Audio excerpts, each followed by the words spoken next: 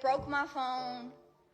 I tried to stop him from leaving, and when he was trying to close the door, I put my hand in the way, so he accidentally slammed my hand in the door. My hand was literally hanging. My teeth were loose. It was just a whole big thing. So, Chill, even cancer can't stop leaving the deceased baby's father from cheating on her and making her look terrible because she recently started seeing Alabama Barker after she caught Alabama. Leland's crusty self is blowing her back, mind you. According to the time frame of her and Leon's relationship, Alabama just turned 18 a few months ago, and he was jeered at by this girl when she was still a minor, and to make things worse, he was touching Alabama in the same way as he touched Bhad Bhabie. Alabama wasted no time in dumping the attack baby's receipts on him. Instead of leaving him alone and confronting him about his behavior, the other person chose to come to Alabama, who was clearly by this man. Yes, you just can't make this up, you guys. It began with a feud. When the bad girl claimed on Instagram a few days ago that Alabama had stolen her man, she included a boxing glove emoji that suggested she wanted to jump Alabama. She said, "Alabama took my man, so I told Leave next. When I see you, you'll be with him alone." After the showroom shared this post, Alabama noticed it and quickly entered the comments section to deny ever having anything to do with Bhad Bhabie's man.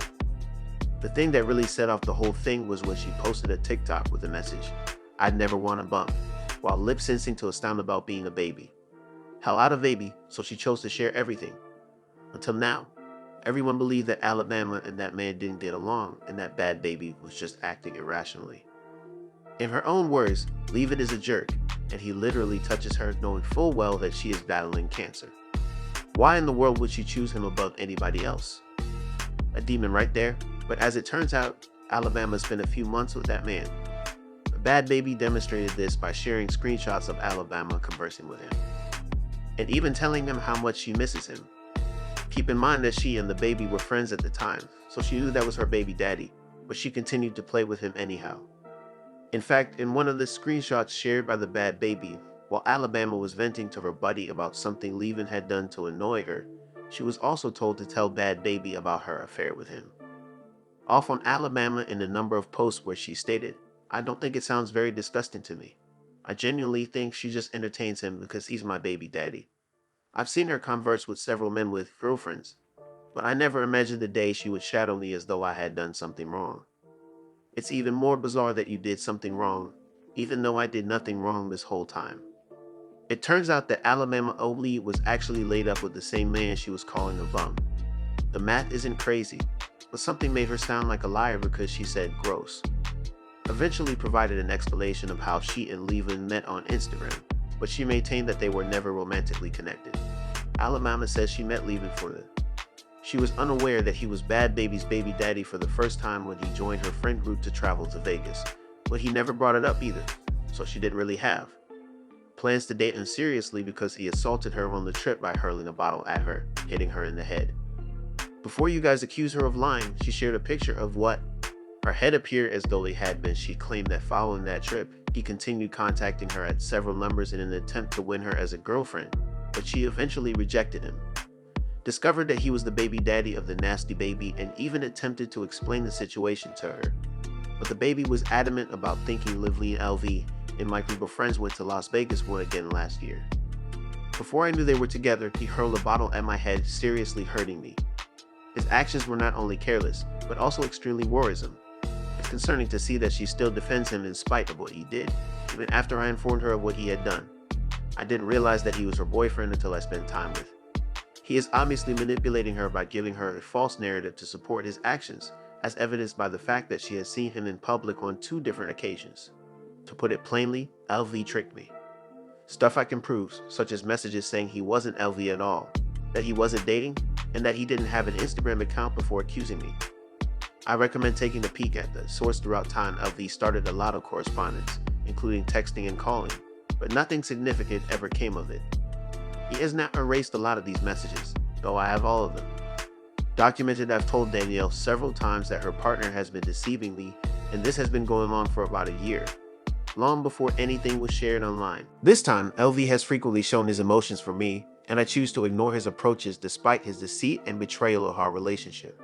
I also have ongoing proof of him to me, including calling me on fictitious numbers and declaring his love for me. I'm not interested in this man, and I wouldn't ever put myself in a position where I could be with someone who has been physically abusive to me. Women, but Bhad Bhabie isn't letting up, y'all. She also went live on Instagram to explain what actually transpired and even disclosed that Leva's lip break was caused by. For those of you who don't know, Sosa is Chief Keef's nickname, and she actually used it today before she started dating Levon. He discovered her cheating with Sosa a few months ago. Apparently, she never really severed her relationship with Keef, and each time she and Levon got into a disagreement, she would contact Keef to come get her and then remain at his house, as you can all imagine. Real mature stuff started to happen when, once he was in his car, they were together. Learned that she had tampered with Chief. Keef gathered his belongings and departed her home to remain in a motel. And that was the time. He met Alabama 2 weeks after P, and Alabama began to play about. On Instagram, Alabama unfollowed her. So me and Levon get into it. We was drunk, and sometimes when we get drunk, we either night or fight all night. And we get whatever. So me and Levon, we're drunk, we get into it. I up by calling Sosa. So I call Sosa and I'm like, yeah, we fighting, blah, blah, blah, blah, basically come get me. So Levon, so me and Levon went to go lay down. I go to lay down with him. When I get in the bed, Sosa calls me. Levon answers my phone. It didn't say Sosa at the top or nothing, it was just the phone number. But Levon answers the phone and you hear Sosa's voice saying, Danny, what's up? Or Danny, where you at? So I was the one that cheated first. I cheated by calling Sosa from the jump. So after Levon answered the phone, he busted my lip, broke my phone. I tried to stop him from leaving, and when he was trying to close the door, I put my hand in the way, so he accidentally slammed the door. My hand was literally hanging. My teeth were loose. It was just a whole big thing. So I'm trying to wake E up, and I'm telling E, take me to the hospital. Meanwhile, the phone never hung up. The phone never hung up, so Sosa heard all this going on, right? So right after that, I'm trying to wake E up to take me to the hospital because my hand is literally like up. So E's drunk as he's like, Danny, go lay down. And I'm like, bro, okay. So I call Sosa and I'm like, bro, I need to see a doctor. I need to go to the hospital. So he comes, picks me up, and he calls the house. We use the same house call doctor. So he calls the doctor for me. The doctor comes, looks at my wrist, makes sure my teeth aren't gonna fall out, gave me some medicine, and I go to sleep. I stayed at Sosa's house that night. This was all at 5, 6 o'clock in the morning. So I took Tuesday, went to sleep, and didn't wake up till 4 or 5 o'clock. I call E's phone when I wake up, which E's Levon's best friend. And when he called me, it was on FaceTime, and he seen Sosa got a whole bunch of shit above his bed, the glow game, whatever. So E seen that and was like, oh my God, Danny, are you right now? And I was just like, I'm bad. And then Sosa dropped me off back home a couple minutes later, and when I got there, Levon was boxing his stuff up in boxes. I was crying on the floor, screaming please don't leave me, our family, please don't leave me. So he left his stuff. He ends up going to stay at a hotel for 2 weeks. And in these 2 weeks that he's gone, he meets Alabama. Me and Levon get back together after this 2 weeks. And I'm on Instagram. Me and E sitting in the bed, I'm on Instagram. And I click a picture of Alabama on the Explore page, and I see it says follow. And I'm like, what? Alabama follow me? So I called Talon. And I'm like, did something happen between us and Bama? I'm confused. So Talon's like, oh, I had heard something about her and Levon. But she was like, I didn't even think it was serious. I thought it was just made up, so I didn't even tell you. I didn't want to work you up. So I call Levon, and I'm like, Levon, you noticed? So I'm texting Levon. I'm on the phone with Levon. fine. I'm texting Bama, like, Bama, call me now. Like, look, like, why am I hearing something about you and my baby daddy? And she's like, what? No, never. And I'm like, girl, what? Like, be real with me. So she calls me and she's like, yeah, we met and we exchanged numbers, but that was it. Levon didn't tell me the truth, nor did Alabama tell me the truth. So basically, like, a couple weeks later, I'm at my mom's house in Florida.